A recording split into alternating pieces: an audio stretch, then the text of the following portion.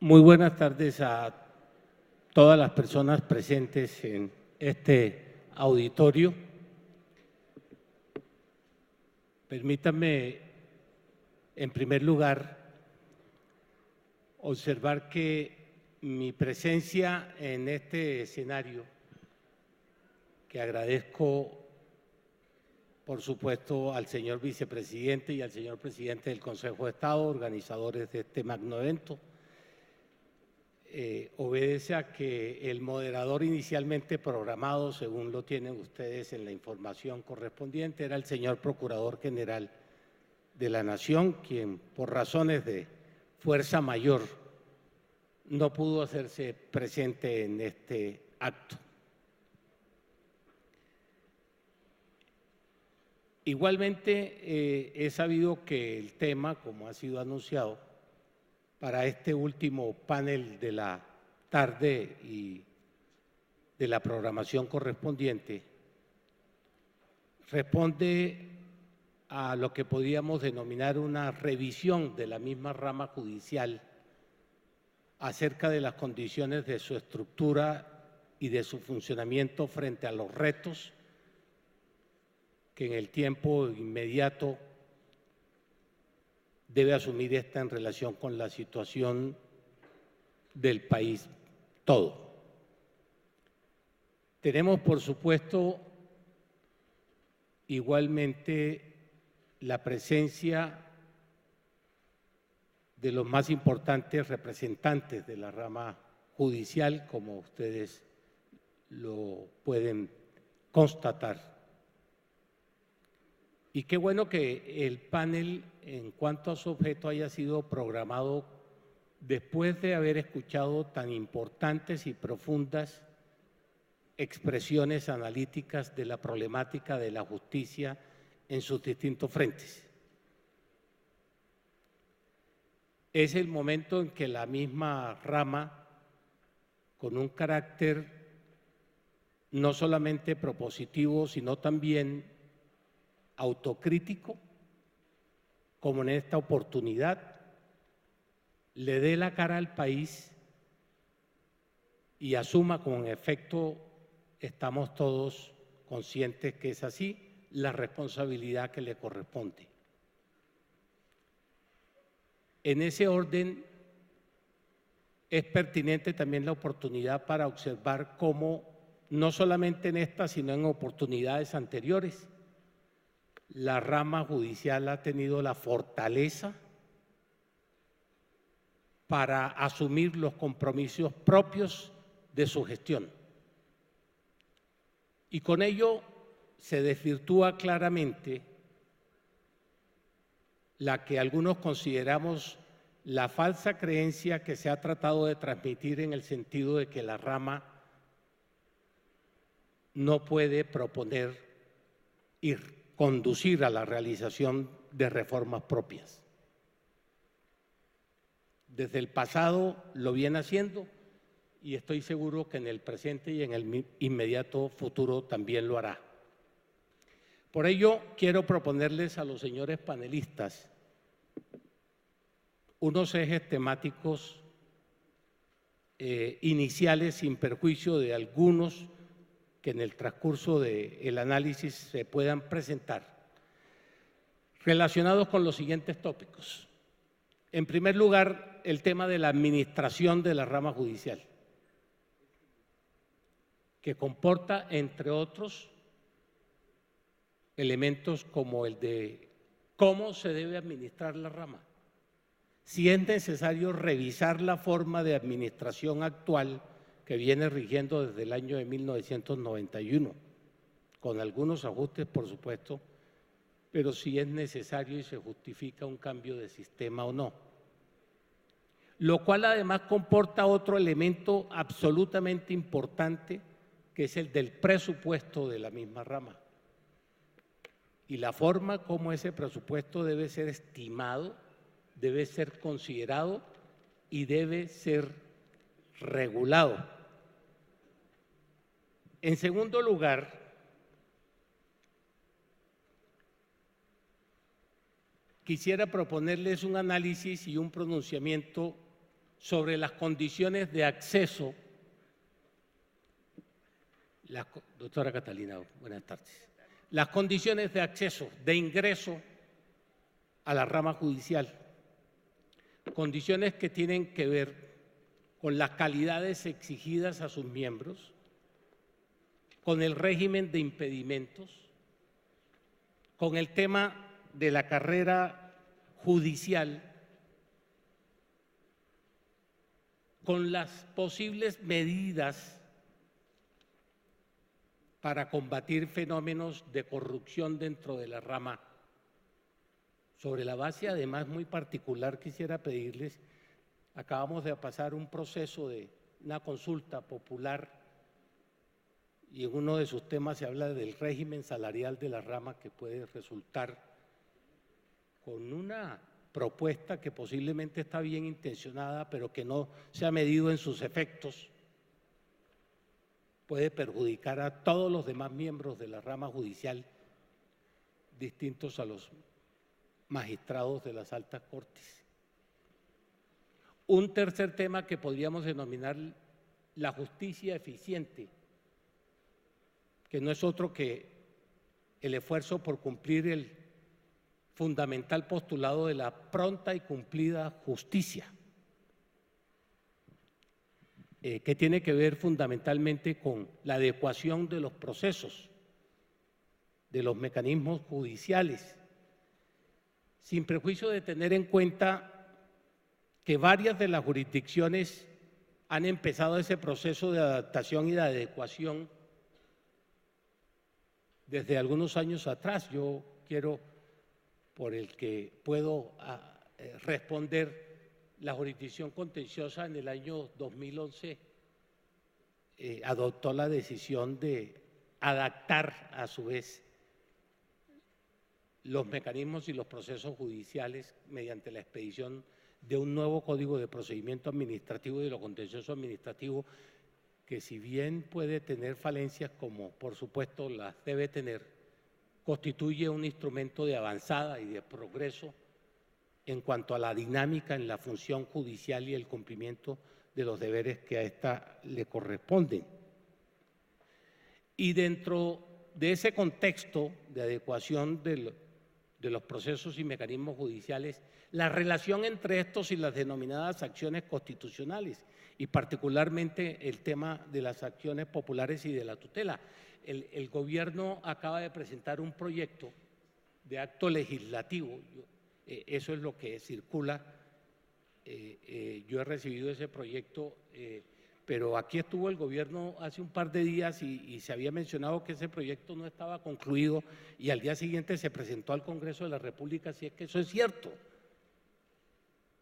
Y la pregunta que debe responder, no por vía directa, sino de concientización de la figura de la rama, si ese es el proyecto que fue consensuado con la rama o no. Porque ahí vi a grandes rasgos la formulación de una serie de propuestas que posiblemente deben ser analizadas con mucho más detenimiento.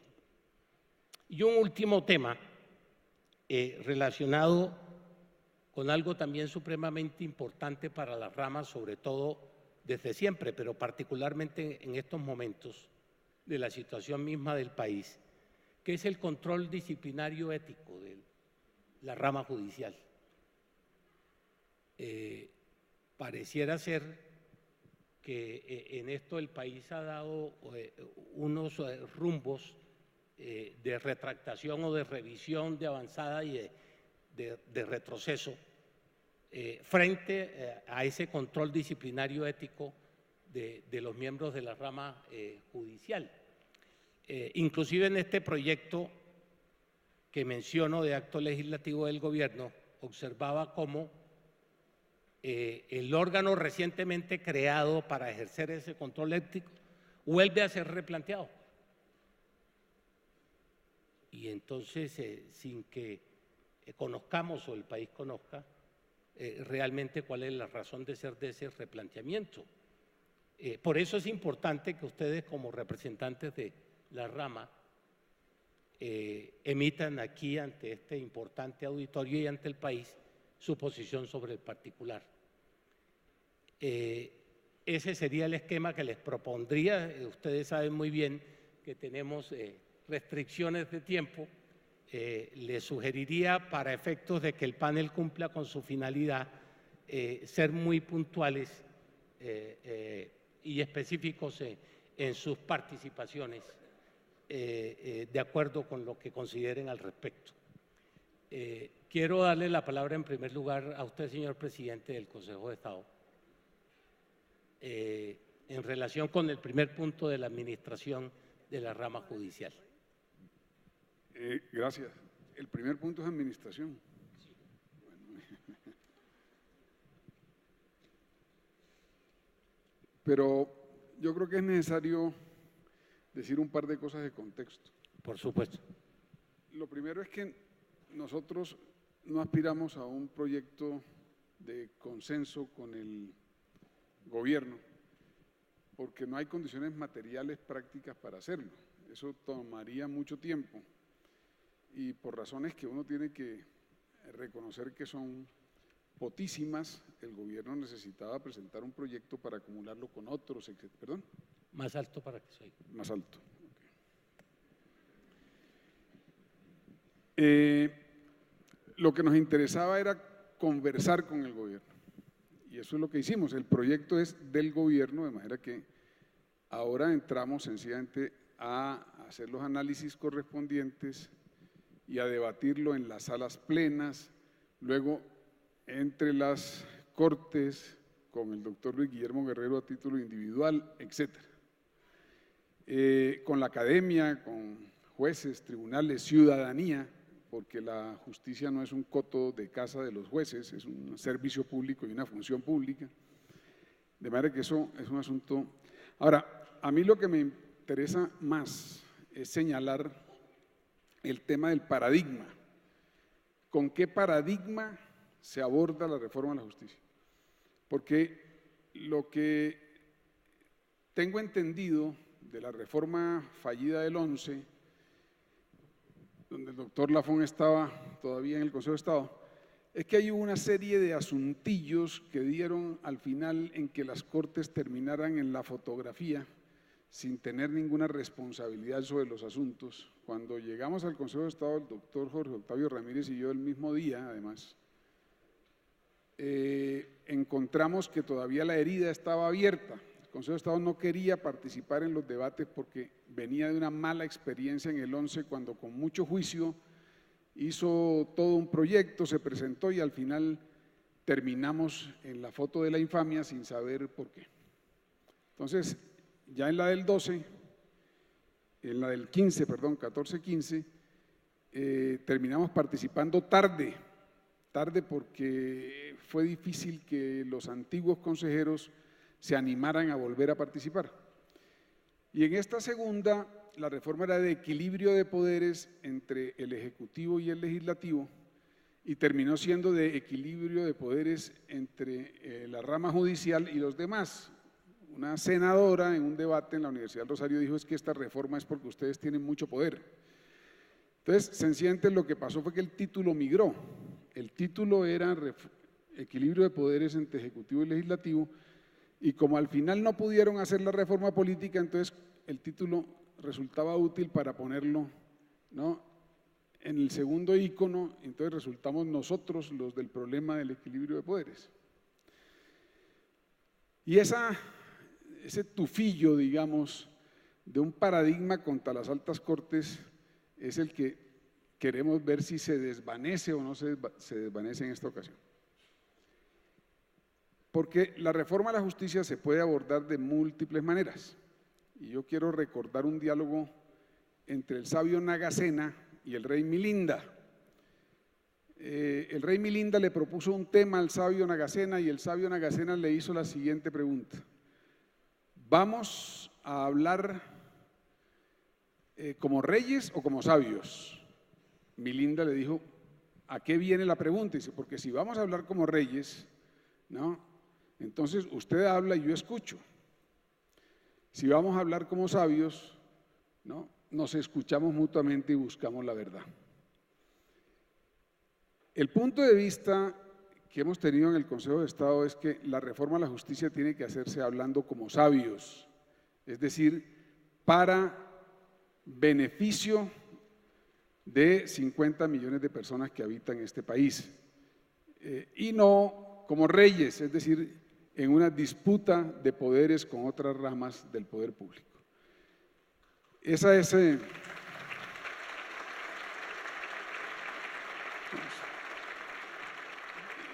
son dos cosas claramente diferentes y pues naturalmente que si nos fuerzan a tener que hablar en términos de disputa de poderes, pues tendremos que hacerlo, pero no es lo que queremos. Lo que queremos, incluso lo bautizamos en una ocasión, el doctor Danilo aún estaba en el Consejo de Estado, como misión justicia, es decir, las reformas son multinivel, complejas, no son solamente constitucionales, no tienen que ver solamente con altas cortes, son de ley estatutaria, de ley ordinaria, reglamentarias, culturales, tecnológicas, de presupuesto, de formación, etcétera. Entonces, una verdadera reforma a la justicia que logre la pronta y cumplida justicia que quiere la nación necesitaría, digamos, un abordaje paradigmáticamente claro en esa dirección. Ahora, en segundo lugar, gobierno y administración de la rama. Lo que, digamos, tenemos acordado claramente, Corte Suprema, Consejo de Estado, doctor Guerrero, es nada puede echar hacia atrás la autonomía de la rama. Yo hago una distinción que es la rama es autónoma y el juez es independiente, ¿no? Y eso necesitaría una elaboración más larga, pero me refiero entonces a la autonomía de la rama, porque quien es independiente es el juez, la rama no es independiente, no hay ramas del poder independientes, eso no existe, ¿no? Es decir, si uno lo piensa detenidamente. La independencia la tiene el juez porque falla de manera independiente y la autonomía la tiene la rama. Entonces, la autonomía, es decir, no vamos a volver al fondo rotatorio ni a poner la administración de justicia en manos del Ejecutivo, etcétera. El asunto es cómo diseñar una arquitectura que sea eficiente, efectiva en lo que hace al manejo de la gerencia de los recursos de la rama. Las 4 M's, Money, Material, Machinery, Men, dicen los anglosajones. Por un lado, y por otro lado, cómo distinguir eso del tema del gobierno judicial, mapas judiciales, creación de despachos, manejo incluso de horarios, ¿no? Investigaciones epidemiológicas sobre la justicia. Hay una cantidad de cosas que hacer en temas de gobierno que tienen que ver con carrera judicial, con formación, etcétera. En el acto legislativo anterior se le dejaba todo eso a un supergerente en una mala lectura de lo que estábamos diciendo y por supuesto que la judicatura no estaba de acuerdo con eso. Cuando hablamos de un gerente que tenga capacidad de ejecución es en el otro sentido. Para efectos de gobierno judicial hablamos de algunas formas colegiadas con participación de jueces, magistrados, etcétera, ¿no? Y ese diseño tiene que hacerse, hay que hacerlo bien. Yo, con el debido respeto, y termino, doctor Lafón, tengo un problema personal en eso y es que creo que eso es una ciencia. Y recuerdo a parlamentarios hace 3 años, cuando hacíamos unos monachos, decía, ¿por qué no subimos esta bolita aquí y bajamos este cuadrito acá? Eso me parece que es sencillamente que de publicista, poeta y loco todos tenemos un poco, dice la gente por ahí, con varias profesiones, y de esto de diseñar organizaciones parece que fuera una cosa muy sencilla, que sencillamente se ponen cuadritos y bolitas y flechitas, pero el asunto necesita mucho más fundamento. De manera que lo que hay que hacer ahora, me parece a mí, es estudiar con detenimiento la propuesta que ha entregado el gobierno, ver su exposición de motivos y discutir serenamente, porque al fin y al cabo de lo que se trata es de que las cosas funcionen bien, que los ascensores no se caigan, que haya tóner, ¿verdad? Que la carga de los jueces y magistrados esté bien distribuida, que no haya jueces con 2 procesos como conocí a un juez, ¿no? Mientras hay otros que tienen 900. Es decir, hay muchas cosas por hacer, muchísimas cosas por hacer, y necesitamos capacidad para hacerlas, hay que hacerlas. ¿Es mejor la situación de ahora que antes del 91? Sin duda, pero yo no me conformo. El hombre mediocre, José Ingenieros, hay que hacer las cosas bien. ¿Podemos hacerlas bien? Hagámoslas bien. Muy bien.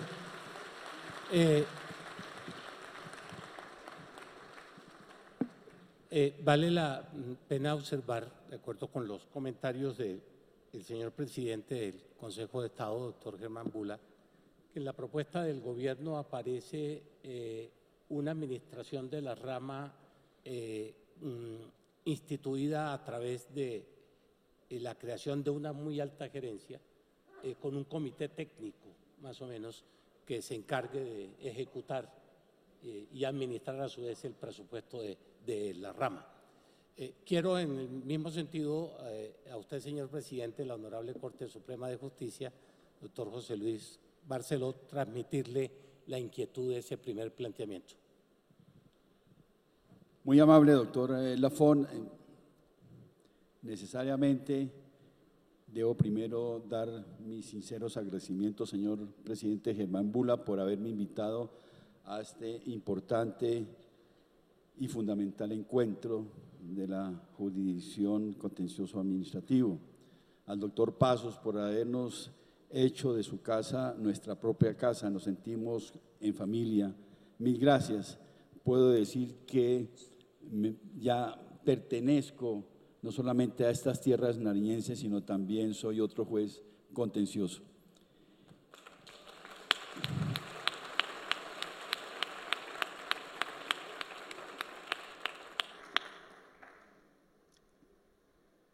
Como el doctor Germán, quiero comentar 2 cositas antes y lo hago brevemente. Llevo muchos años en la rama judicial. En pocos meses cumplo 39 años y en 6 meses pasaré a ser otro parroquiano más de la comunidad, porque culmino mi periodo constitucional como magistrado de la Corte Suprema de Justicia. Pero si hay algo que sí debo dejar clara constancia, diría histórica, es que mi permanencia en tantos años en el Poder Judicial me impide ser desagradecido con la rama. Me duele la rama judicial, me duelen las problemáticas de los jueces, me duele oír a los políticos cada vez que están en campañas tomar la rama judicial como un botín político. Desafortunadamente, da dolor que así se refieran. Y me duele también ver que se tome la rama judicial como ejemplo de la corrupción, lo que también es inaudito. Yo diría que son afirmaciones graves, delicadas. Ahora bien, debemos ser todos conscientes porque desde el juez más sencillo y alejado de los rincones de Colombia hasta los más altos magistrados de nuestras corporaciones, debemos ser conscientes que nuestra institución, que este poder público requiere arreglos, ajustes. Estamos en una nueva era. Estamos en un siglo muy diferente, estamos en la apertura de derechos, estamos en la reclamación de los ciudadanos. Eso nos impide que nos volvamos ciegos, como lo decía la conferencista de esta mañana boliviana, cerrar los ojos para no ver y para no ver las realidades. Yo sí creo que debe haber reformas en toda la estructura de la rama judicial. Es decir, no podemos olvidar que somos rama del poder público que estructura el Estado. Es decir, no estamos hablando del cambio de un ministerio o de un departamento administrativo o de cualquier otra institución de segundo plano en el esquema del Estado. Es rama del poder público que erige al Estado y que consolida la democracia. Si eso es así, debemos aceptar humildemente que requerimos cambios y reformas que solucionen muchos de los problemas de nuestro funcionamiento y a su vez que surjan las soluciones, las herramientas necesarias para que haya una adecuada administración de justicia. Ahora, si bien en las cúpulas pueden haber inconvenientes, estimo que los graves problemas de la rama están en la base. El ciudadano que es víctima de un hurto, la niña que es objeto de una violación, el ciudadano que pierde su casa porque otro sinvergüenza se la quiere quitar, los hermanos que pelean por asuntos sucesorales. Ahí es donde se ve la materialización de la justicia. Y ahí es donde surge la credibilidad de la administración de justicia. Y ahí es donde emerge la legitimidad de la misma. Siendo conscientes de ellos, debemos ser activos, proactivos y participantes entonces en esta reforma. Uno de los grandes problemas de la rama de un tiempo para acá es su administración. Y yo sí creo que requiere de ajustes estructurales. Y lo digo con respeto y lástima que aquí no está el presidente del Consejo Superior de la Judicatura, me hubiera gustado contar con su opinión. La rama no puede ser administrada por jueces, la rama debe ser administrada por gerentes, por administradores, por personas, por expertos que saben cómo se maneja una empresa como es la nuestra.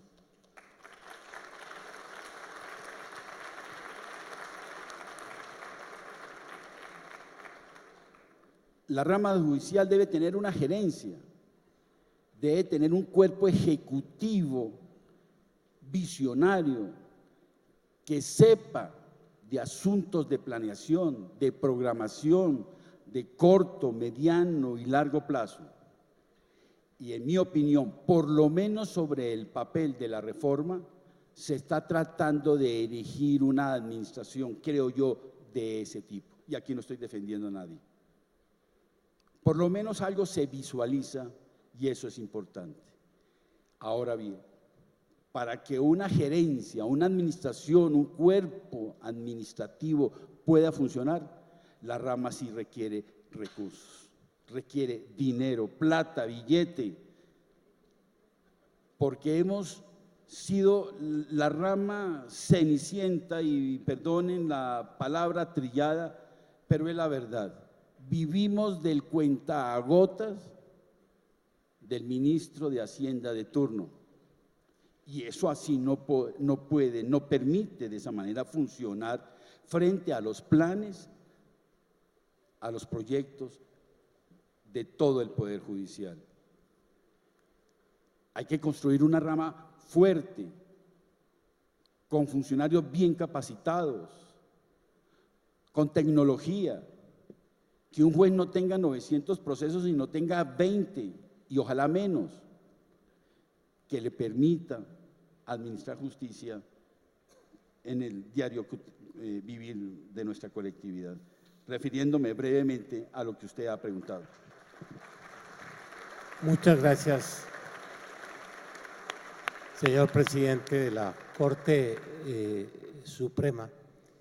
Quiero además recordar para todos los expositores que en el proyecto del gobierno aparece una fórmula presupuestal bastante híbrida, en el que no se sabe a ciencia cierta cuál va a ser el presupuesto de cada año, sino que está sujeto a unas consideraciones valorativas que no aparecen descritas en el proyecto de acto legislativo.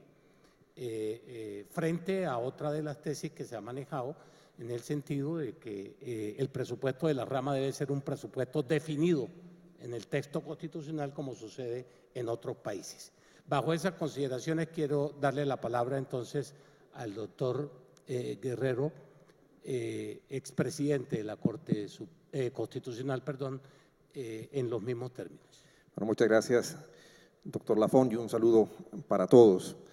Yo también, con algunas consideraciones previas de contexto, diría que en ese inventario de temas de reforma que planteó el doctor Lafón, sería susceptible de clasificarse en dos niveles, y que, entre otras cosas, esos temas que él mencionó responden a lo que ha sido la preocupación ciudadana en torno a la necesidad de una reforma a la justicia. Y esos dos niveles tienen que ver, por un lado, con uno que es amplio, complejo, estructural, pero que es aquel que está orientado a darle respuesta a los más graves problemas del ciudadano frente a la administración de justicia.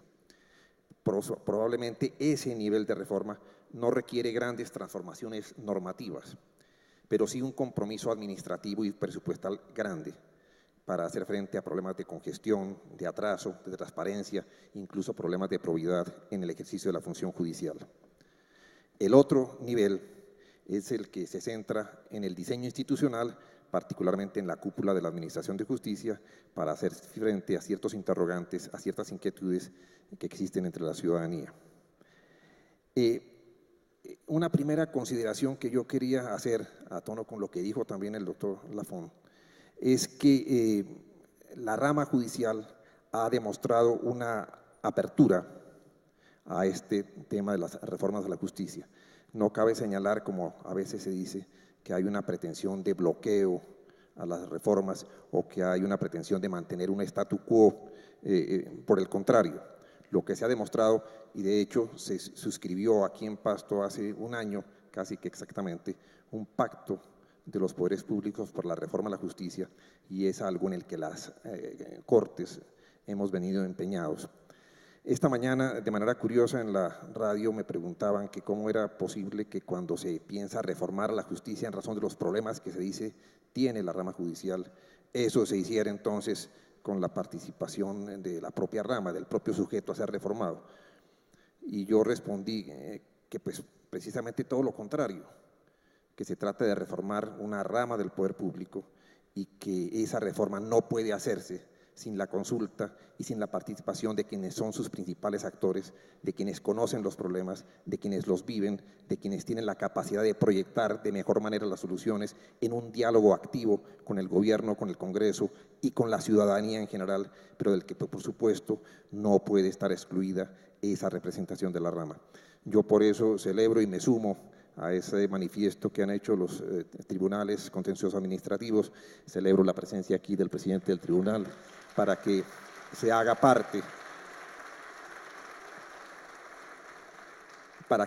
parte de ese debate público, y yo creo que en realidad lo que ahora se ha hecho con la presentación de ese proyecto es abrir un proceso de discusión, de debate que por supuesto requiere del concurso, de la participación y del enriquecimiento que pueda hacerse de todos los voceros de la rama judicial. Ciertamente, uno de los problemas críticos de la rama judicial ha sido el tema del diseño de la administración.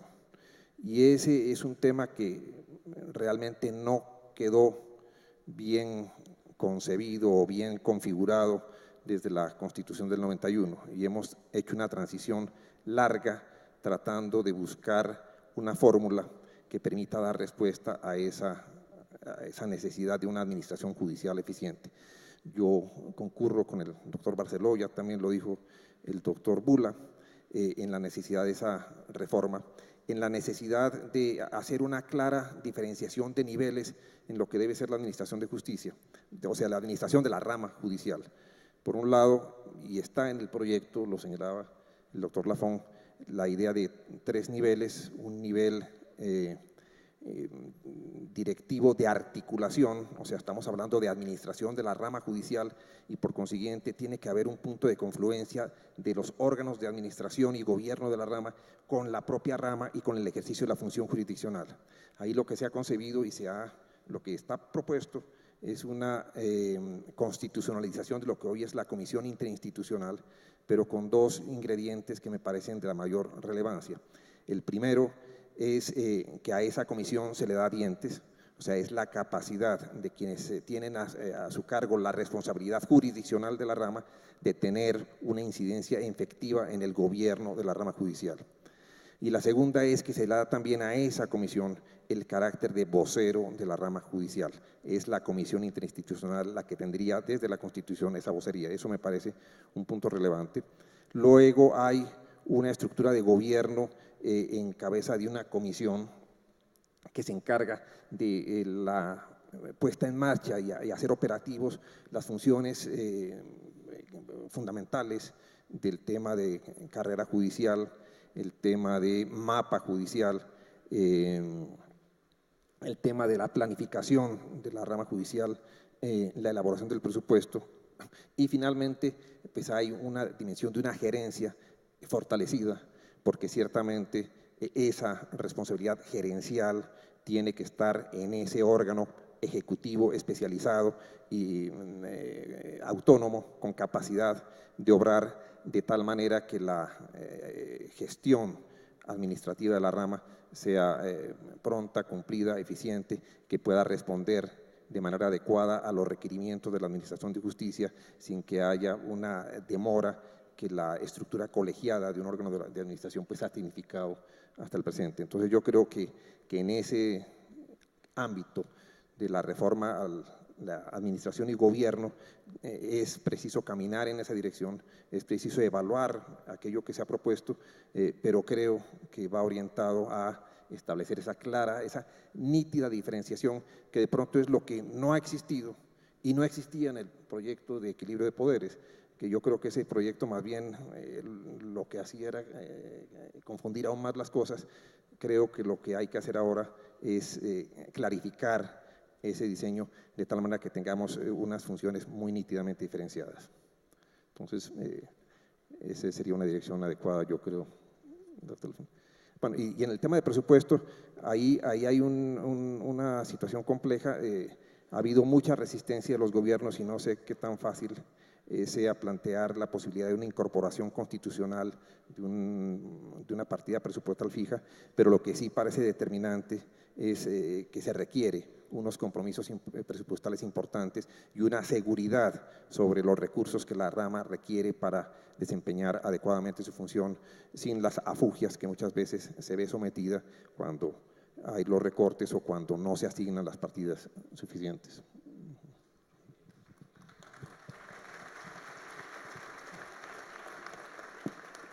Muy bien. Doctor Milciades, desde la óptica de los tribunales, igualmente es importante expresar la visión que se tiene acerca de este primer tópico que estamos planteando en relación con la revisión y eventual reforma de la rama judicial.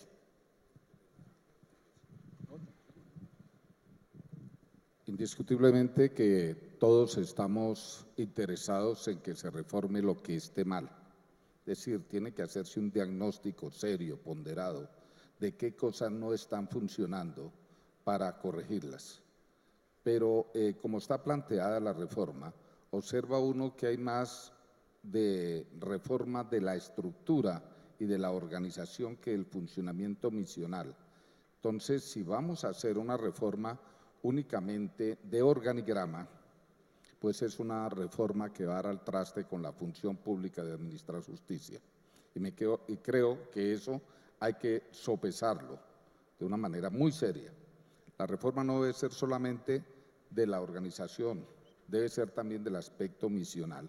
Y en el aspecto misional estoy muy seguro de que todos y cada uno de los que están aquí y de los que no están aquí porque están trabajando en sus respectivas sedes, lo están haciendo con mucho cuidado, con mucha ponderación. Tenemos jueces, tenemos empleados, tenemos personas que dignifican su proyecto de vida en la justicia. Ya lo decía el doctor Barceló, llevo muchos años en la justicia, me voy a retirar ahora. Hay muchas personas que su proyecto de vida lo tienen en su trabajo en la función pública de administrar justicia. A ellos hay que tenerlos en cuenta, porque una de las formas de participación que tiene la Constitución casualmente es que todos los que nos afecta una reforma tenemos el derecho de participar activamente en ella.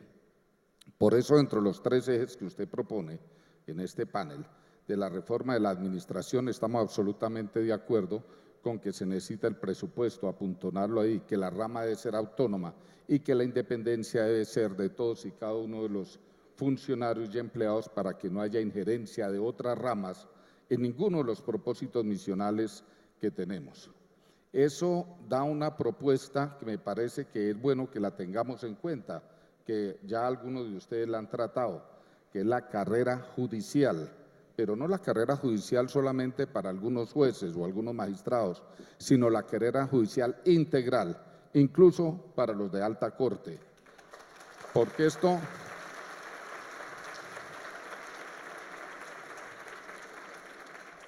como ustedes lo saben, desde la creación de la antigua carrera administrativa, se planteaba la importancia del mérito, de la experiencia, de la idoneidad de quienes van definitivamente a administrar un cargo público. Nosotros somos servidores públicos, pero aún más ejercemos función pública y una de las funciones públicas más sagradas, administrar justicia. Entonces, ese primer punto de administrar de la rama, me parece que para buscar mayor independencia, mayor autonomía, la carrera judicial debe tenerse muy en cuenta. El segundo eje temático que usted nos dice es la eficiencia en la administración de justicia. En eso hemos venido trabajando a nivel de base. Los tribunales y los jueces han venido tratando de entrar en calidad, en los procesos de calidad. Eso acerca los tiempos y movimientos. Hemos hecho los flujogramas de cada uno de los procesos, los hemos caracterizado, de tal manera que ahora con los medios electrónicos podemos más fácilmente determinar dónde va un proceso. Ya eso tiende, que era uno de los ideales del presidente del Consejo de Estado, que pudiéramos nosotros a través de Internet verificar cada una de las personas interesadas, dónde va el proceso, en qué está, para qué está, le informemos. No es necesario que la gente vaya a las oficinas de la rama judicial, sino que ya por Internet pueden visualizar. Por eso hemos creado páginas de cada uno de los tribunales, nosotros ya la tenemos, ustedes pueden entrar a la página, pero además está la página de la rama judicial. Y el tercer punto de la justicia a tiempo, casualmente es que si nosotros esos tiempos y movimientos misionales, porque tenemos 3 áreas muy importantes, nosotros somos jueces promiscuos, nosotros tenemos que conocer de acciones constitucionales, habeas corpus, tutela, acción de cumplimiento, acciones populares, acciones de grupo. Todos nosotros, la jurisdicción más grande es la jurisdicción constitucional. Tenemos que conocer los procesos ordinarios a través de los medios de control que a partir del CEPAC, en el artículo 135 hay 13. Pero también tenemos que conocer los procesos especiales, ejecutivos, pérdidas de investidura, electorales, etcétera, etcétera. Entonces tenemos una promiscuidad muy grande y no tenemos especialidad, y eso es un asunto que también debemos de tener en cuenta. Para eso entonces hemos diseñado y caracterizado los procesos que, para no alargarme y dar la segunda vuelta, considero que es útil, nos estamos tratando de acreditar en calidad.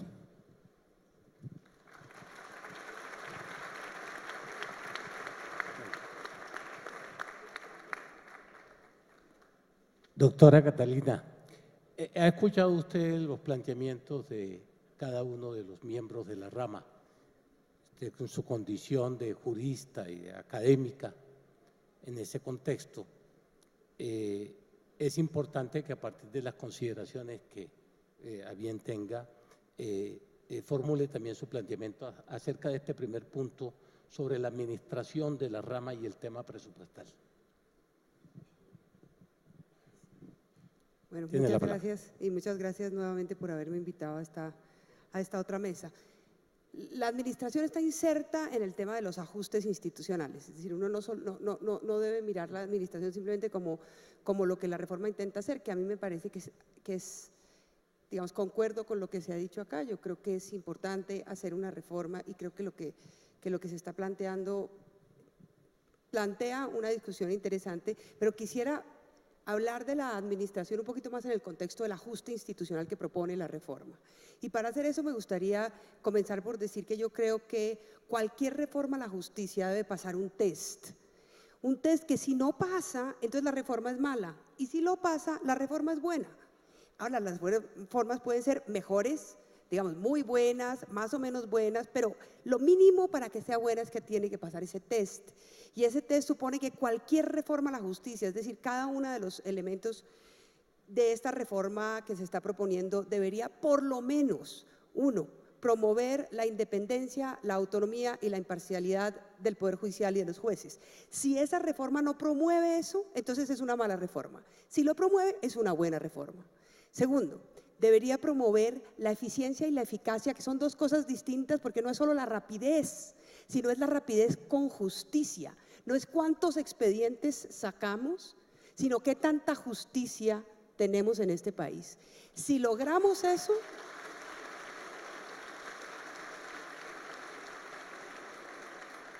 si eso se logra, ese sería tal vez el segundo criterio, entonces es una buena justicia.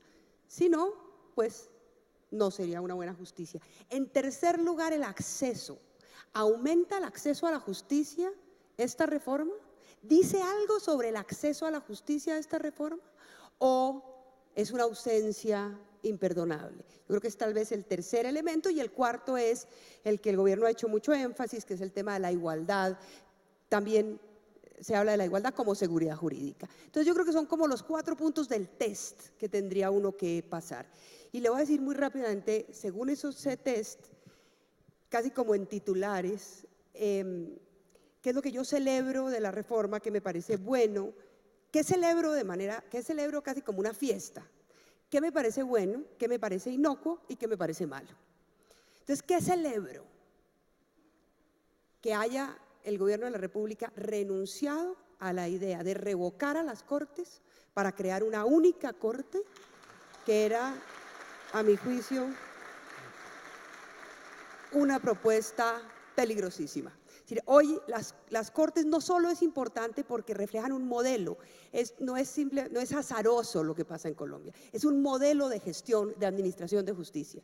Es un modelo que además tiene una historia en Europa continental que ha sido exitosa. Esto no es una casualidad ni es algo exótico. Es un modelo que además ha funcionado bien, tiene problemas, pero ha funcionado bien. Yo fui relatora de libertad de expresión de la OEA y tuve que ver con los sistemas de administración de justicia de todos los países de las Américas. Y Colombia es uno de los ejemplos para mostrar, tiene una cantidad de problemas. ¿Se pueden reformar? Claro que sí, que tenemos que mejorar una cantidad de cosas. Y yo ahí además me pongo el sombrero porque estuve casi 9 años en la administración de justicia. Pero la administración de justicia en Colombia no es comparable con lo que está pasando en otros países, en donde realmente hay una captura, por ejemplo, del Poder Ejecutivo hacia el Poder Judicial. Y gracias al modelo institucional, esa captura en Colombia no se ha producido, por ejemplo. Porque, entre otras cosas, se dividen las funciones más sensibles. El Consejo de Estado tiene las pérdidas de investidura, pero la Corte Suprema juzga a los aforados, pero la Corte Constitucional tumba las leyes. Meta todo eso en una sola Corte para ver cómo le va con un gobierno autoritario. Entonces, eso lo celebro enormemente. Lo que me parece bueno es quitarle las funciones electorales. Ahora, me parece bueno para las Cortes, pero no sé si me parezca buena la solución de entregárselo al Congreso. Yo no sé si muchos de los funcionarios sí, pero el registrador en particular me preocupa. No sé si es poner, y esto es simplemente una metáfora y quiero que se entienda así, entregarle al Congreso de la República la facultad de elegir al registrador, no sé si es poner al ratón. Exactamente. Entonces me parece que eso está bien que no lo tenga la Corte, ahora ¿quién lo puede tener? Y es una discusión que hay que dar, pero me parece que es una discusión que se abre y que está bien. ¿Qué me parece bueno? Me parece bueno que discutamos sobre las 3 funciones de gobierno, gobierno judicial, administración judicial y disciplina judicial. Yo creo que tenemos que hablar de esas tres cosas. Tenemos que hablar del gobierno, quién debe ejercer el gobierno, y yo creo que hay que separar y mejorar las funciones de gobierno y de administración y gestión, por ejemplo, con las herramientas que el magistrado mencionaba, y creo que hay que mejorar los temas de disciplina judicial. Sobre disciplina hay muy poco en esta reforma, y no hay nada, y lo del Tribunal de Aforados, pues o sea, no existe el Tribunal de Aforados, sí, bueno. Pero entonces me parece afortunado que planteen un esquema que permite la discusión, y yo espero que sea una discusión de sabios y no de reyes, y que oigan a los jueces, a los magistrados, a los miembros de las altas cortes, a la academia, a los usuarios, que sea una discusión multisectorial para poder pensar cómo se gestiona mejor la administración de justicia. ¿Qué me parece inocuo? Me parece inocuo los temas de disciplina. Me parece inocuo fortalecer a una comisión de acusaciones que no funciona. Me parece inocuo que no haya un verdadero sistema, un tribunal de aforados serios que realmente pueda juzgar a las manzanas podridas que le hacen un enorme daño a la administración de justicia. Porque en la administración de justicia hay 25.000 personas trabajando para que todo el mundo, para que los colombianos tengan justicia todos los días, y por un par de bandidos, pues las cosas salen mal, porque además no hay cómo juzgarlos, y eso me parece un inocuo. La medida me parece inocua. ¿Qué me parece feo? Y lo digo, ¿qué me parece feo y me parece complicado? La regulación de la tutela. O sea, si algo ha legitimado al Estado colombiano es la acción de tutela. Yo sé que los juzgados están congestionados con la acción de tutela, pero lo que está haciendo esta reforma es equivocado. La reforma hace 4 reformas a la tutela. Primero, establece que solo proceden las tutelas de que hayan sido interpuestas por quien tiene legitimación por activa. ¿Qué quiere decir eso? Obvio que solo procede una tutela que ha sido interpuesta por quien tiene legitimación por activa.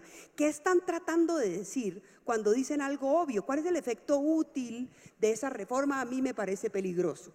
¿Quieren evitar los tutelatones? Bueno, hablemos sobre tutelatones, pero no establezcan ese tipo de requisitos que pueden ser enormemente restrictivos en un país en donde la mayoría de la gente que acude a la tutela es porque no tiene otro mecanismo, y le van a incluir requisitos técnicos que son muy difíciles de interpretar. Hoy el artículo 86 dice en todo momento, pero esa expresión la excluyen. ¿Qué significa? Porque ya hay una jurisprudencia que establece unos límites, y es una jurisprudencia pacífica, me parece, señor magistrado. ¿Qué más quieren hacer? Excluyendo la expresión en todo momento se puede interponer la tutela. Pero además dice la Constitución hoy que frente a cualquier juez, y hay unas normas que establecen el reparto, y hay una jurisprudencia además sobre esas normas, sobre el reparto, y es muy ágil y muy democrático hoy lo que pasa. No, según la reforma, entonces tiene que ser ante la jurisdicción y la especialidad. Y entonces cuando una niña la botan del colegio porque está embarazada, ¿cuál es la jurisdicción y la especialidad?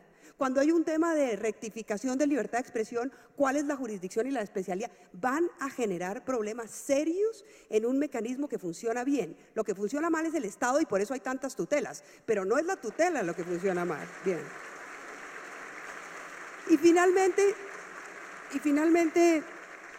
pues digamos, la referencia a la ley estatutaria me parece totalmente inoficiosa. Otra vez, ¿qué quiere decir eso? Obvio que cualquier derecho constitucional se puede regular por una ley estatutaria, eso ya lo dice la Constitución, no es necesario el parágrafo, y a mí me asustan esos parágrafos. Y finalmente, ¿qué es lo malo? ¿Qué es lo que realmente me parece, bueno, lo malo es la tutela, pero ¿cuál es la ausencia más importante? El acceso.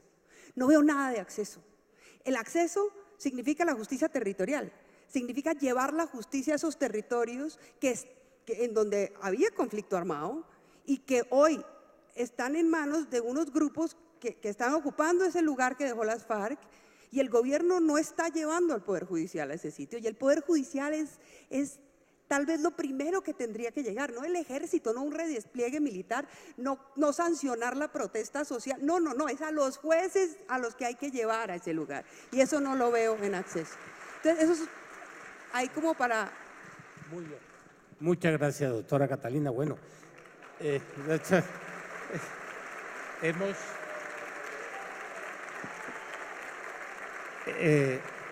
completado el itinerario. La idea era que después de escuchar precisamente a los miembros de la rama, desde un frente externo se pudiese recapitular y reformular las consideraciones pertinentes. El tema de la administración de la rama igualmente comporta uno correlativo, que es el de las calidades y condiciones de ingreso.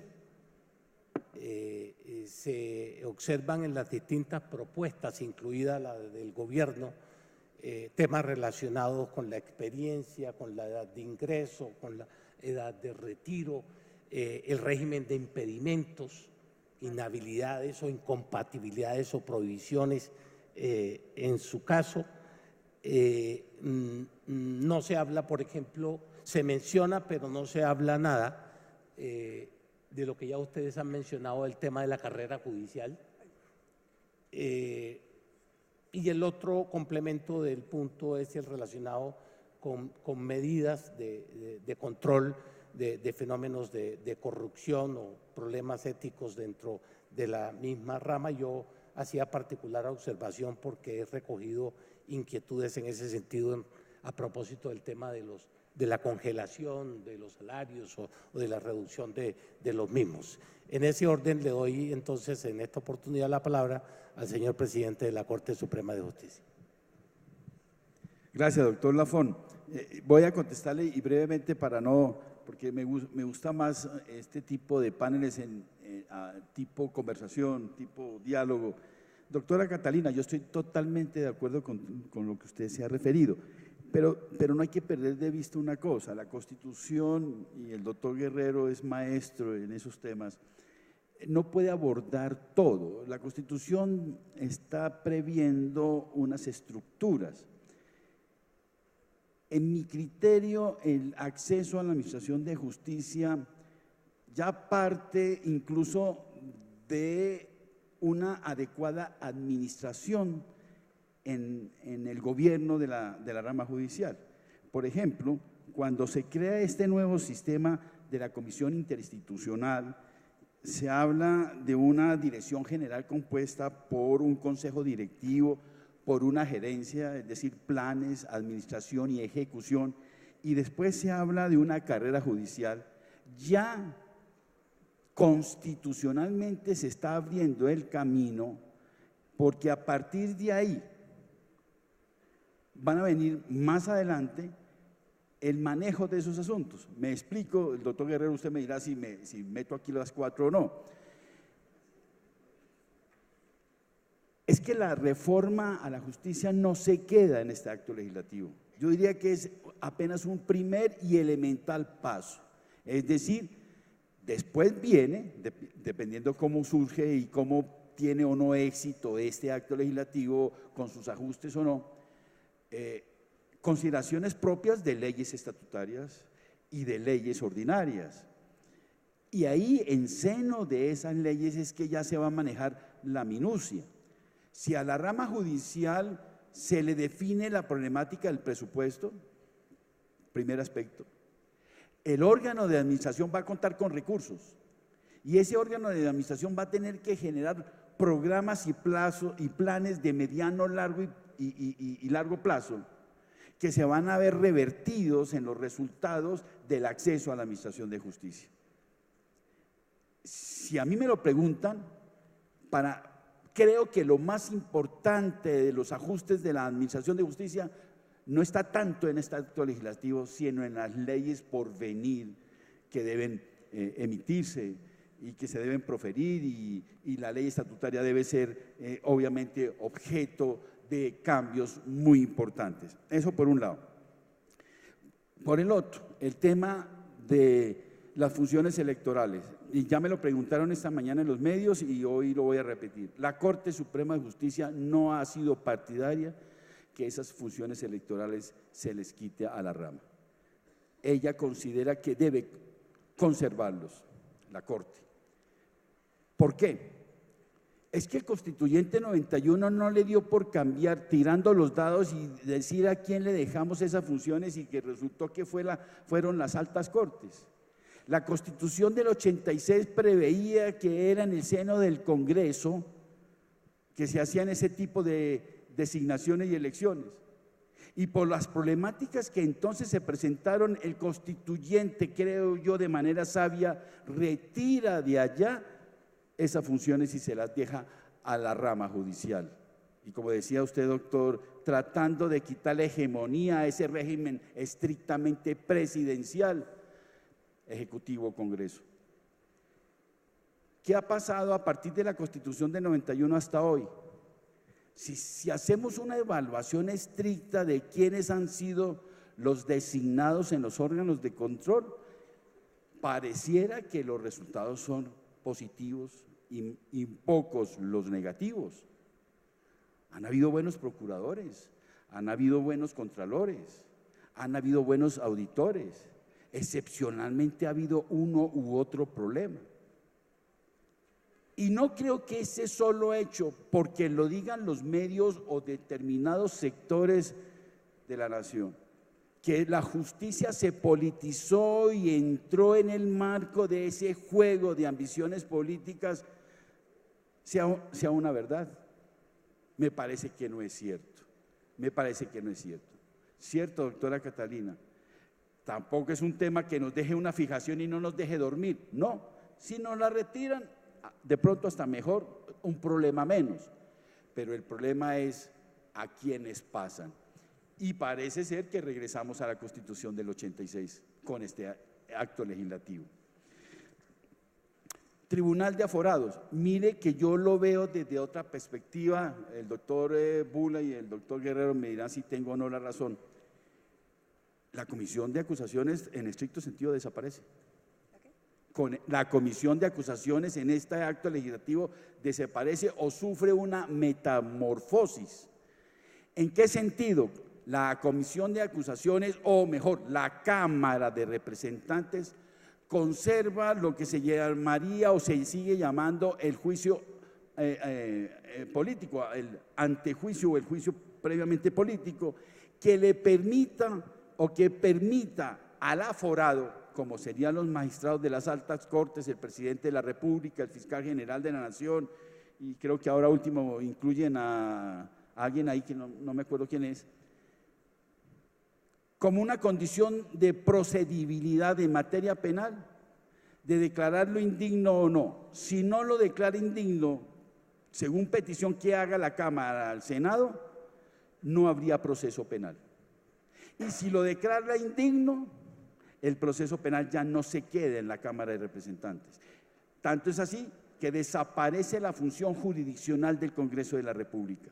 Es decir, pierde la titularidad de la acción penal, quedando única y exclusivamente en manos de la Corte Suprema de Justicia. Por lo tanto, si un aforado el día de mañana contra él se le denuncia por un delito, por un comportamiento punible, la noticia llega a la Cámara le hace el antejuicio político, lo declara indigno o por lo menos pide su declaración de indignidad, el Senado lo declara así o no. Si lo declara, el asunto pasa a la sala de instrucción de la Corte Suprema de Justicia, quien lo investigará, si es del caso, lo acusará, si lo acusa, lo juzgará la sala de juzgamiento de primera instancia, quedándole la alternativa de la segunda instancia. Es decir, ya no queda la materia, el problema penal o el proceso penal en la comisión de acusaciones, dado que se presentaban quejas de que se violaba el debido proceso, el derecho de defensa. Para evitar esos problemas, ya el Congreso no tiene facultad jurisdiccional en esos temas, quedando con una facultad disciplinaria en cuanto a que si el aforado es señalado por una falta grave, lo declaran indigno, el Congreso sí lo puede destituir fulminantemente. Me parece que tiene un giro muy importante la actual comisión de acusaciones, que entre otras cosas, incluso es algo que yo he manifestado al interior de la comisión interinstitucional en estas discusiones, es que en principio debemos tratar de preservar las instituciones del 91. Miremos que no ha funcionado mal para ajustarlas. Segundo, si hay que generar nuevas instituciones que no generen para el Estado costos de ninguna naturaleza. La infraestructura está, usémosla, y en este caso se está usando, y que sea la Corte Suprema de Justicia que investigue, acuse y juzgue a los aforados. En cuanto a las calidades para ser magistrado de la Corte, tiene mucha discusión, pero yo soy de los que he creído que a esa superior y alta dignidad debe llegar lo mejor, lo más el sexo en cuanto a la condición de jurista de quien pretende ser magistrado y en cuanto a su calidad de persona con don de gentes. Por lo tanto, las exigencias deben ser estrictas y estoy de acuerdo con eso. Hay una problemática un poco compleja y es, y si me dicen, yo estoy de acuerdo con ella, que para poder llegar a ser juez a estas alturas, que por lo menos hayas sido 5 años, creo, juez en la rama judicial. Es un requisito que me parece bueno, porque todos los que estamos aquí somos jueces. No es una tarea fácil. En Colombia aún no ha habido la posibilidad de crear una escuela que forme jueces.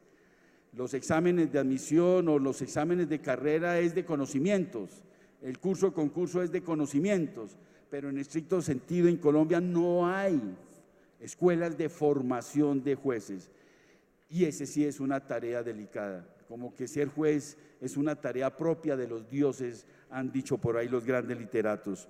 Por lo tanto, las exigencias creo que deben ser estrictas. Y por último, y termino, lo que sí me parece complicado es esas inhabilidades tan espantosas que nos están poniendo a los que vamos a ser ex magistrados. Es decir, no hay ninguna diferencia entre ser ex magistrado o ser ex presidiario, como si hubiéramos pagado.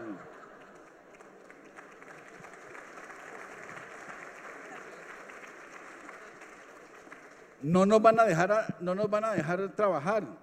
No podemos aspirar a cargos de elección popular, no podemos contratar con el Estado, no podemos litigar en nuestra jurisdicción en los 5 años siguientes, no podemos, mejor dicho, la verdad, aquí entre nuestras pobres señoras se jodieron porque nos tienen en la casa todo el día. Muchas gracias. Muchas gracias, señor presidente.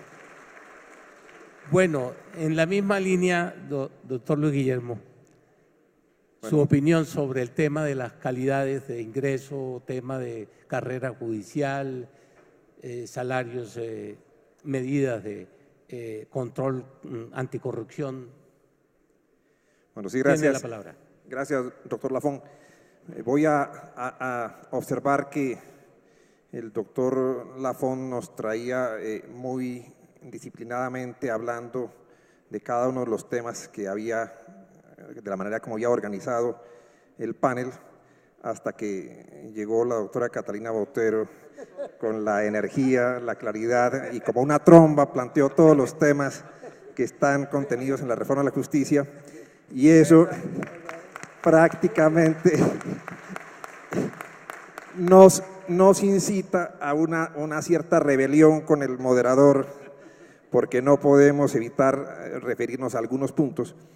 Pero además, porque no sé si tengamos la oportunidad de volver a hablar ya en este panel, porque quienes hemos organizado eventos como este, yo en este momento no veo al doctor Ramiro Pasos, pero debe estar ya sufriendo con el tiempo y dice, se me están alargando los panelistas.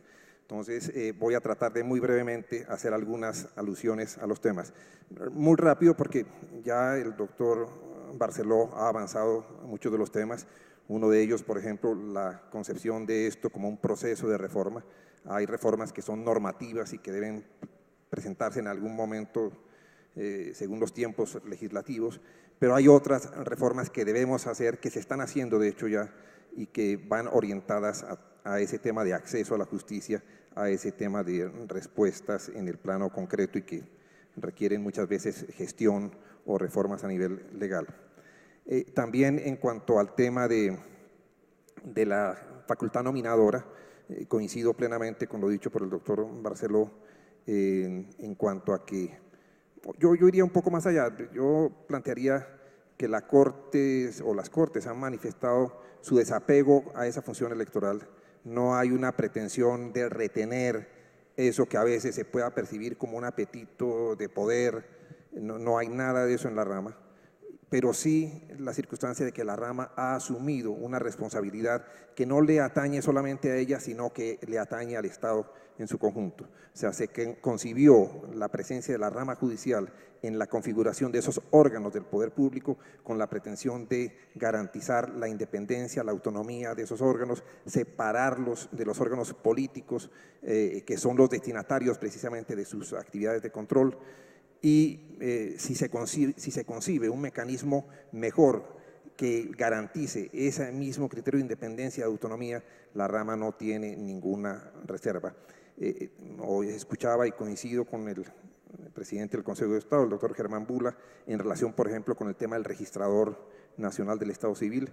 Es una función de la mayor relevancia, de la mayor sensibilidad política, y no es fácil concebir un sistema que garantice la indispensable independencia que debe tener ese funcionario. Finalmente quiero referirme al tema del control disciplinario o el control, quién investiga a los magistrados. Y ese es un tema particularmente sensible. Ya el doctor Barceló hacía algunas alusiones a lo que son algunos ajustes que se han hecho en el sistema, tratando de, y en eso sí tengo una plena coincidencia con lo que señaló la doctora Catalina Botero, la necesidad de que aquellos casos que han sido excepcionales y que deben ser excepcionalísimos, de desviación en el ejercicio de la función por algunas personas, esos casos deben recibir una respuesta que sea pronta, efectiva. O sea, que una vez establecida esa irregularidad, debe haber la pronta depuración del órgano y la más drástica sanción que quepa aplicar. Para eso, entonces, es preciso realmente ajustar los mecanismos. Pero eso ciertamente debe ser excepcional, y lo digo desde dos perspectivas, y con eso vinculo un poco al tema que nos plantea el moderador. La primera perspectiva es que el sistema como está, un sistema, si se quiere, difícil, tortuoso, poco operativo, pero ese sistema tiene como concepción una garantía institucional de primera magnitud. O sea, se trata de que los órganos, la doctora Catalina, cuando se refería a la idea de crear una sola corte, decía, bueno, pero es que aquí tenemos unas cortes, como la Corte como la Corte Suprema de Justicia, que está encargada de juzgar a todos los aforados constitucionales, a los congresistas, como el Consejo de Estado, que tiene a su cargo el tema de la pérdida de investidura, que tiene a su cargo la responsabilidad patrimonial del Estado, que tiene a su cargo el control electoral, que tiene el tema tributario, la Corte Constitucional, pues que le corresponde ejercer el control de la integridad de la Constitución frente a las arbitrariedades y las irregularidades del poder y la defensa de los derechos de los ciudadanos a través de la acción de tutela. Esas cortes tienen que tener un blindaje frente a cualquier pretensión de cooptación por poderes externos a ella. Y esa vía de los controles asignados o atribuidos a órganos coyunturales susceptibles de cooptación, entonces ellos sí, y no es un escenario imaginado, sino mirar un poco el entorno para ver cómo ha sido esa la vía a través de las cuales se ha pretendido cooptar los poderes, el poder judicial y acomodarlo a los requerimientos del poder. Entonces yo creo que es preciso mantener esa garantía y que es un tema muy sensible, que a veces en función de un aspecto de coyuntura, en función de la disciplina, se abra un boquete muy grande a lo que es la estabilidad y la seguridad de los magistrados, lo que ahora se conocen los aforados constitucionales. Entonces yo en eso reitero, considero sí que cuando se requiera, debe los mecanismos permitir la más rápida reacción del aparato del Estado para separar a esas personas del ejercicio de la función y para aplicar las correspondientes sanciones, pero preservando también esa estabilidad, esa garantía de independencia, de estabilidad, de seguridad jurídica que tienen los jueces en el ejercicio de esa función cuando tienen ese blindaje que hoy existe. Y eso nos lleva, decía, al tema propuesto por el ponente, porque realmente lo que se requiere en un Estado es que a la magistratura lleguen las personas de las más altas calidades, tanto profesionales como éticas.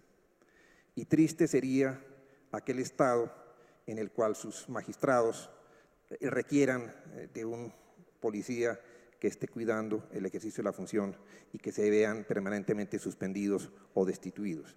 Yo no creo que ese pueda ser el escenario deseable. El escenario deseable es que tengamos cortes que no requieran que sus magistrados sean susceptibles de control porque ejercen con dignidad, con probidad, con compromiso y con profesionalismo su función y sus competencias. Por eso yo creo que es crucial en este tema el diseño tanto de las calidades, los requisitos que deben tener quienes acceden a la función, como la manera como acceden. O sea, esa es una manera, como decía el doctor Barceló, de asegurar los niveles de excelencia en el ejercicio de la función. En todos los países existen estos blindajes precisamente porque quien llega a un ejercicio de la magistratura es porque tiene una trayectoria de servicio que es pulcra, íntegra y que por consiguiente lo hace merecedor de esa posibilidad de servicio en las más altas magistraturas. Entonces yo coincido en que sí es preciso, si es del caso, exigir el tiempo de experiencia, los procesos amplios, participativos, públicos de selección para que con absoluta transparencia lleguen esas personas de las más altas calidades a las altas corporaciones. Finalmente, coincido también con el doctor Barceló en torno a que el tema de las inhabilidades, pues es comprensible cuál es el propósito, la idea de separar por transparencia que quien ha estado ejerciendo una posición de poder no llegue luego a actuar en ese mismo ámbito. Pero esa reforma o la reflexión que debe hacerse sobre ese particular pues debe ser muy ponderada porque debe acompañarse de la consideración también de las circunstancias de quienes ejercen en Colombia la función jurisdiccional en la magistratura. Aquí, como estamos ahora, pues son personas que se retiran todavía con una perspectiva profesional muy grande por delante y se les limita de manera desproporcionada la posibilidad de acceso al desarrollo profesional en aquello en lo cual precisamente son competentes, pues es una restricción muy gravosa. Entonces yo creo que eso tiene un propósito loable, pero que debe manejarse con mucho cuidado. Gracias. Muchas gracias, profesor. Presidente Germán, su opinión sobre las calidades. Bueno, en medio del creativo desorden que tenemos, y como anfitrión debo ser muy breve porque prefiero escuchar al doctor Milcíades y a Catalina, dado que ya no tenemos mucho tiempo. Solo quisiera referirme a lo siguiente. Hemos venido diciendo que la corrupción de lo mejor es lo peor. El padre de Runo lo dijo en latín, en Ipiales, el día martes. Corruptio optimi pésima. De manera que de lo que se trata es que las altas cortes estén pobladas por personas que nunca den origen a un proceso penal. Y nunca, en lo posible, den origen a un juicio por indignidad. Esa es la idea. Entonces, lamentablemente, mi condición de no millennial me impidió encontrar el texto de don Benjamín Constant, su curso de política constitucional. Es un texto que dice, grosso modo, lo siguiente. Dice que los cartagineses se especializan en buscar controles y después controles para el control que acaban de encontrar, etcétera. Dice, los sufetas controlan a los alcaides, el Consejo de los 100 a los sufetas, y ahora andan buscando quién controla al Consejo de los 100, ¿no? Es decir, el control del control ad infinitum. Y por eso pues hay que celebrar el tema del Tribunal de Aforados, porque es que el Tribunal de Aforados iba a ser controlado por la Comisión de Acusaciones en el proyecto de acto legislativo anterior. Entonces, la Comisión de Acusaciones era buena para controlar al Tribunal de Aforados, pero era mala, etcétera, etcétera. Entonces yo quiero suscribir lo dicho por el doctor Barceló y por el doctor Guerrero, digamos, en esas materias, y señalar que entonces el verdadero, porque es que la palabra control, en realidad, que viene del francés, de contrôle, ¿no?, está ligada más a lograr resultados deseados. no a tener una lista de fallas. Aquí que hay contralores saben lo que planteo sobre eso. Si llego a mi casa y le pregunto a la enfermera, le he preguntado por teléfono que cómo está el bebé, me dice todo bajo control, llego a la casa y lo encuentro hecho un desastre y me dice, pero aquí tengo un informe de auditoría con todas las fallas que se cometieron. No me sirve, ¿no? Control es obtener resultados deseados, tener las cosas bajo control. Entonces, en el caso de la calidad que puebla las altas cortes tiene que ver es con la selección. Y ahí el punto de vista que quisiera plantear es sencillamente que hay una gran responsabilidad en quien hace las listas cortas de las cuales los magistrados y magistradas de la Corte Suprema y el Consejo de Estado seleccionan finalmente por la vía de la cooptación. Ahí está el problema principal. En este momento, para un ejemplo concreto, tenemos que proveer 4 cargos en el Consejo de Estado. Nos dejó el doctor Danilo, nos dejan la doctora Elizabeth aquí presente, la doctora Estela y el doctor Santofimi. Por supuesto, no vamos a estar intrigando en el Consejo Superior, o como decía el propio doctor Sanabria, el doble humilladero, ¿no? Pero es que lo que queremos es que el Consejo Superior nos mande 4 listas de 10 personas excelentes, ¿no? Triple A a las 10, de manera que podamos escoger con tranquilidad y que eso suceda con la Corte Suprema de Justicia. Entonces, es la elaboración de la lista corta, ¿no?, el asunto donde hay que poner el foco, cómo se elabora la lista corta, con equidad de género, con balances. Nosotros creemos que la academia ha traído y el litigio han traído a las altas cortes gentes de muy buena calidad. Aquí están presentes varios, el doctor Danilo, etcétera, ¿no? De manera que, pero queremos que cuando se seleccionan magistrados y magistradas de tribunal, ahí en la lista larga hay excelentes magistrados y magistradas, varios de ellos aquí presentes, uno incluso creo que presente en la mesa del panel allá al lado del doctor Barceló, doctor Milciades. Queremos que en esa selección también quienes vienen de largos años en la justicia, como jueces, no como magistrados auxiliares, jueces, que es lo que plantea el doctor Duque, también sean sometidos a un criterio riguroso de excelencia en su selección. Entonces, me parece que es clave cómo se elaboran las listas cortas. Todo el que tiene que elaborar una lista corta tiene que ser muy responsable. Eso fue lo que hicimos en el Consejo de Estado. Con el doctor Danilo, con esta generación que está aquí y una que acaba de salir, nos planteamos el tema, cuando tenemos que mandar terna para la Corte Constitucional, ¿no?, tenemos que mandar triple A, no podemos dejar que el Congreso tenga ninguna posibilidad de elegir mal, ¿no? Y aquí está uno de los de la terna, el doctor Lizarazo, ¿no? Entonces, escogimos con criterio de cumplir con lo que la Constitución quiere de nosotros cuando hacemos una lista corta, que la hagamos con excelencia, de manera que quien tiene que seleccionar no tenga ninguna otra posibilidad. Bueno, cortito para oír, es mejor Muchas oír. gracias, presidente. Muy amable. Doctor Milciades, su percepción sobre el tema. Bueno, eso es una ventaja que lo dejen a uno de último porque tiene ya más elementos de juicio para poder detener. Penúltimo, bueno, gracias. Hay un asunto también que no se nos puede quedar de lado, que es la legitimidad. Y en esta reforma la justicia hay que lograr legitimidad. Y la legitimidad se logra cuando todos estos procesos de reforma se someten y se contrastan a la opinión pública y sobre todo a todas las partes interesadas en el proceso. Eso le va a dar legitimidad al proceso de reforma. Mientras que todos los estamentos que componen la rama judicial, de abajo hacia arriba, no estén interesados en intervenir y en participar en lo que los afecta, carecemos de legitimidad. Y ese es un punto que vale la pena que lo reflexionemos. Es decir, tiene que estar todos los empleados, todos los funcionarios, jueces, secretarias, pero también, miren ustedes que es muy importante, el foro. ¿Qué está diciendo el foro? ¿Qué están diciendo las universidades? ¿Qué está diciendo la academia sobre la reforma a la justicia?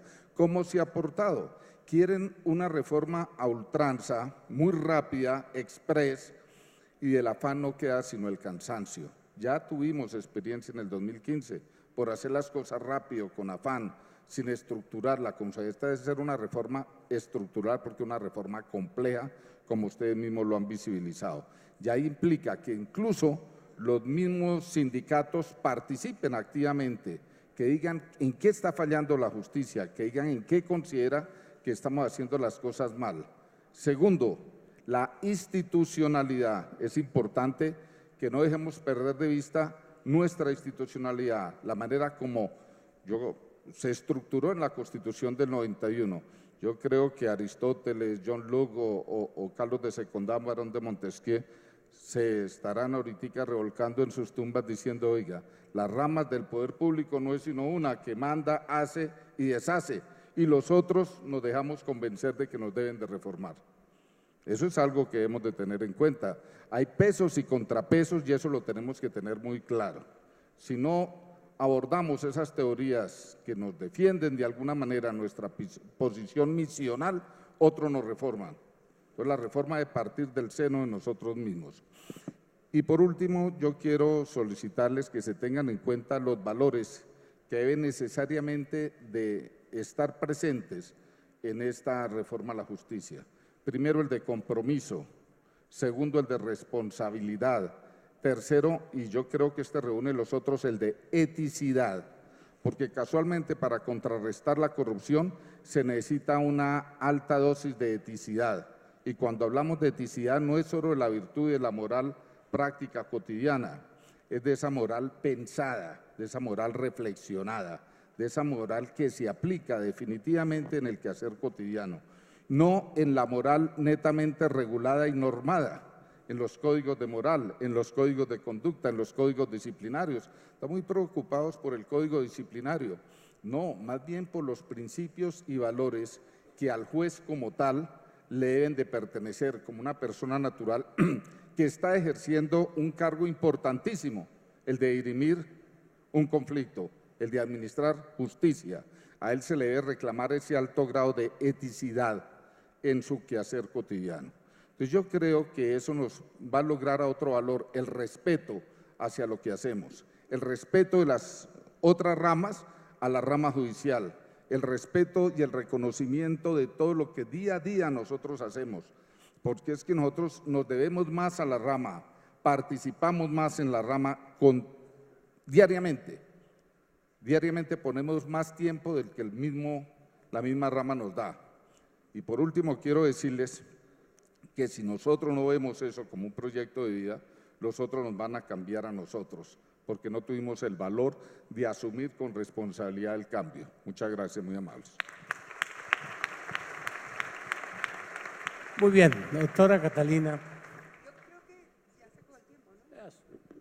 Bueno, sí, rápidamente, una cosa que me parece muy importante de lo que acaba de decir el doctor, el magistrado, y es que sí creo que la mejor manera de que esta reforma salga bien es tomársela en serio y participar en la discusión. Es decir, politizar esto y reaccionar en contra o a favor por un criterio más ideológico que técnico puede salir muy caro. Entonces hay que tomarse en serio la discusión y además no hay que dar papaya para que después digan que es que no se pudo reformar y entonces hay que hacer una constituyente. Entonces vamos a discutir todos con la apertura que es necesaria y vamos a sacar una buena reforma.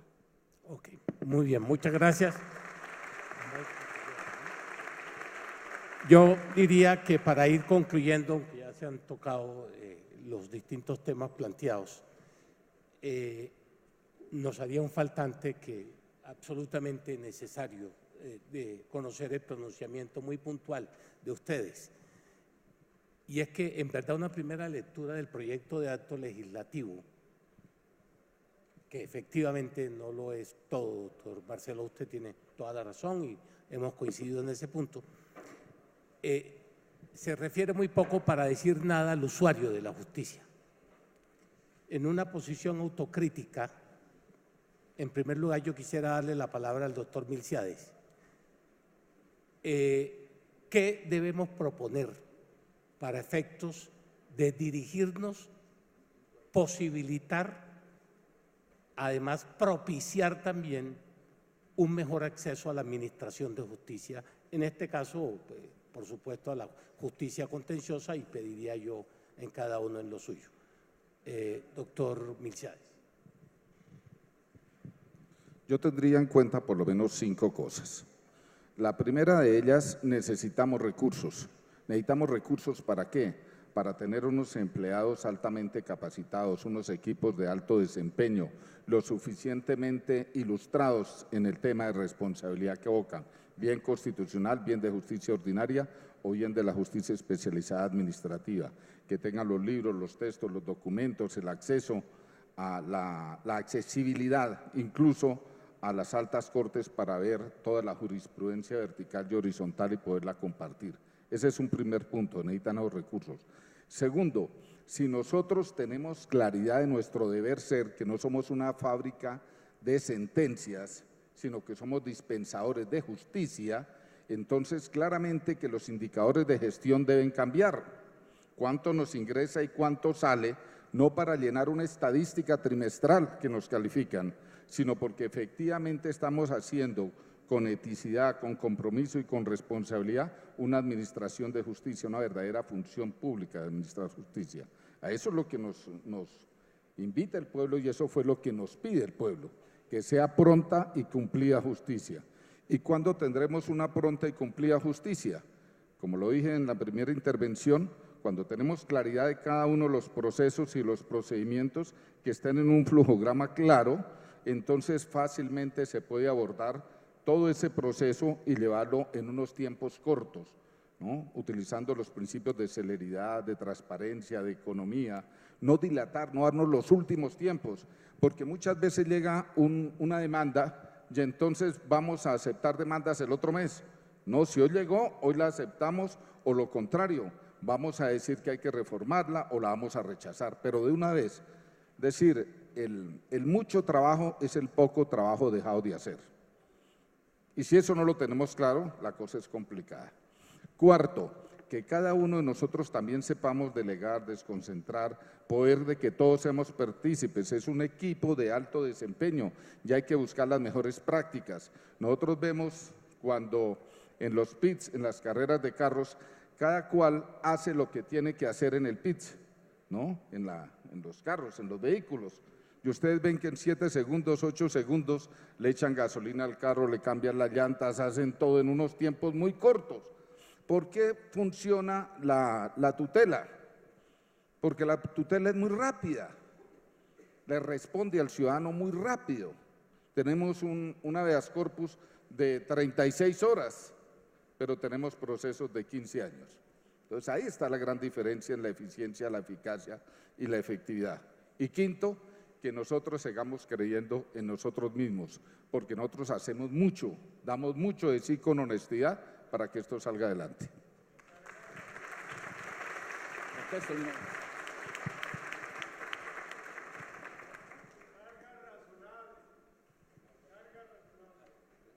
Carga razonable, dicen allá, es punto 6. Punto 6.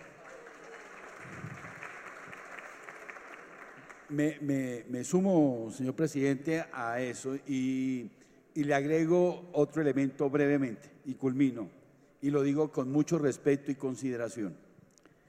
Yo sé que estamos congestionados, sé que a veces las herramientas no las tenemos todas, soy consciente que nos toca trabajar con las uñas, sé que los recursos no alcanzan, sé que de pronto las instalaciones no son las mejores, que la carga es terrible.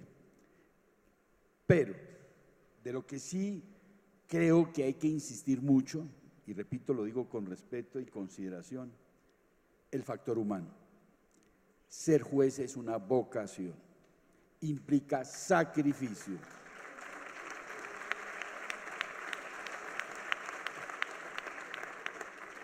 Dedicación, esfuerzo. Y perdonen que me coloque aquí y no quiero ser presuntuoso. Estas canas no son solo producto de un proceso natural de envejecimiento celular. Son noches sin dormir, estrés, dedicación, trabajo, incluso en detrimento de la calidad de vida personal y familiar. Cuando uno ama esta labor se trabaja y se trabaja poniendo todo de sí. Sin olvidar, señores jueces y funcionarios, tenemos un derecho fundamental que está en el artículo 1 de la Constitución: dignidad humana. Sin eso, nada funciona. Gracias, doctor. Gracias, gracias. Doctor Luis Guillermo. Bueno, gracias. No, yo pues poco podría agregar a lo que ya se ha dicho, sobre todo por quienes ejercen la función jurisdiccional en directo contacto con la ciudadanía, con los usuarios. Pero sí plantearía un tema que creo que exigiría un compromiso, compromiso político, compromiso presupuestal importante, que es el tema orientado a que si alguna vez podemos llegar al litigio digital.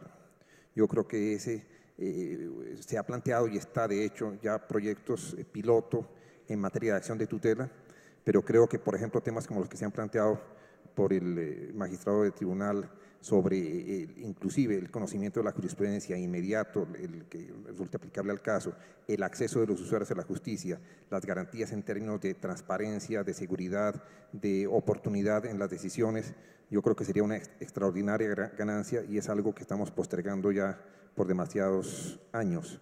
Se ha hablado del expediente digital desde la Constitución del 91 y no ha sido posible que realmente avancemos en esa dirección. Yo creo que un compromiso que podríamos tratar de promover y que se materialice es ese de la justicia digital. Doctor Germán, le preguntamos a la doctora Catalina. Bien, le voy a decir tres cosas rápidas para que no. Uno, yo creo que las nuevas tecnologías servirían muchísimo para… Yo creo que la inteligencia artificial no puede nunca reemplazar a un juez, pero sí puede ayudar a la gestión judicial. Entonces, me parece muy importante. Segundo, transparencia, buenas estadísticas y estadísticas transparentes. Hoy no es posible acceder de manera, digamos, adecuada al número de ingresos, al número de egresos, al tiempo de los procesos, y entonces, ¿cómo adoptamos correctivos de gestión? Y tercero, hay una encuesta de demandas jurídicas que hizo el Departamento Nacional de Planeación en 2016, que permite saber qué es lo que la gente está demandando. Y si uno sabe qué es lo que la gente está demandando y ataca la causa, pues evita la congestión judicial. Entonces yo creo que transparencia, atender las demandas jurídicas y tecnología. Doctor Germán. Gracias. Hay dos lados, ¿no?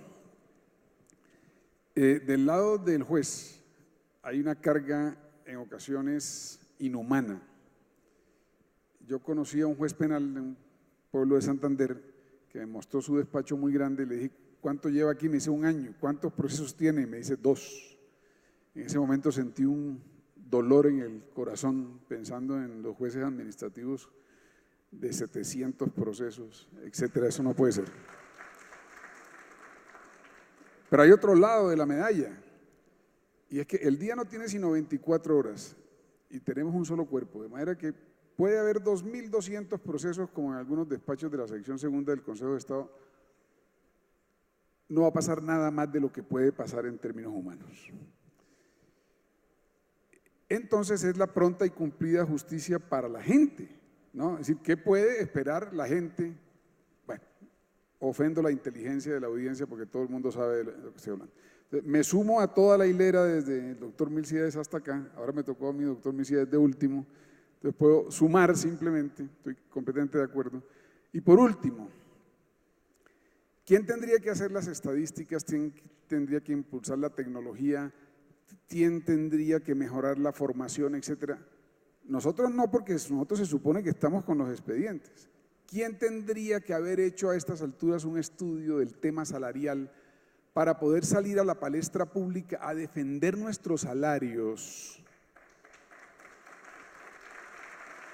Pero no en la tesitura en que nos quieren poner, ¿no? Porque resulta que bajar los salarios de los jueces es una medida anticorrupción.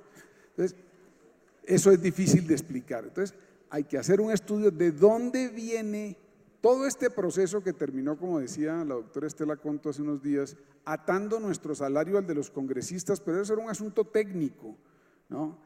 Nosotros, digamos, la judicatura, ¿sí?, tendría que haber hecho ya un estudio sobre ese tema, como no se ha hecho, no se han hecho las estadísticas correctas, no, pues entonces nos toca hacerlo a nosotros, pero esa no es la idea. La idea es tener un esquema de gobierno y administración de la rama que haga eso, que no tengamos que salir, es que es terrible, ¿no? Ahora la situación con todo el efecto dominó, ¿no? Se quiere tener, digamos, a jueces mal pagados, es completamente contrario a lo que la nación quiere, pero está disfrazado de una supuesta lucha anticorrupción. Así no es el asunto.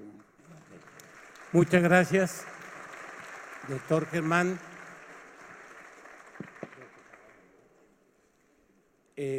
A diferencia de otros temas, en este no es pertinente, yo diría, ni trascendente que el moderador saque sus propias conclusiones. Esa le corresponde a cada uno de ustedes, pero sí me parece igualmente importante de notar cómo aquí los representantes de todos ustedes, que son ellos, han dejado a través de sus distintas exposiciones sentados unos valores, unos elementos de juicio, no solamente desde el punto de vista propositivo, sino también autocrítico de la situación de la rama, con la idea de propiciar una revisión de lo que el pasado y el presente nos han enseñado, con la idea transparente, objetiva y fundamentada de lo que debe ser una rama judicial en el inmediato futuro. Bajo esa consideración, creo que la misión de este panel se ha cumplido en su totalidad y celebramos la consideración expresiva que ustedes han tenido y para el caso presente muy honrado de haber sido parte de este acontecimiento. Muchas gracias.